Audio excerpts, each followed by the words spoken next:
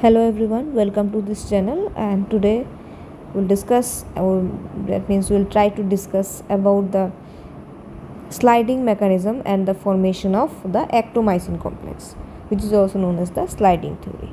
So basically sliding theory explains that how the actin filaments that slide over the myosin filaments and ultimately form the actinomycin complex during the contraction of muscle. Now it is also called as the ratchet theory or walk along theory, ratchet theory or walk along theory. So the each cross bridge of the myosin filaments has three components actually. One is the hinge, as you can see in the picture, one is the head, and one is the arm. Okay, so three parts are there. Now after binding with the active site, that is the F-actin portion of actin filament, the myosin head is tilted toward the arm, and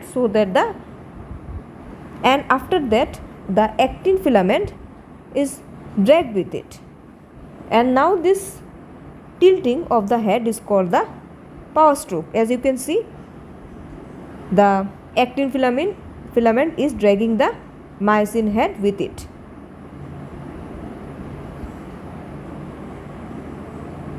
And after the tilting ends, the head immediately breaks away from that of the active side, and then it returns to its original position. Now it combines with a new active site.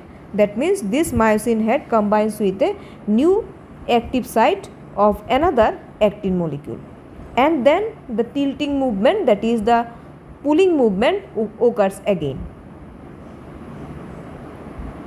Now, so the head of this cross bridge bends sometimes back and sometimes forth and pulls the actin filament towards the center of the sarcomere. And so the both actin filaments of both the ends of sarcomere are pulled like this way. So the actin filaments of opposite sides overlap. In this case, the actin filaments of, as you can see, the opposite side overlap and then form the actomycin complex. Now this formation of actomycin complex results in the contraction of muscles. So this is all about sliding mechanism and formation of actomycin complex, that is the sliding theory.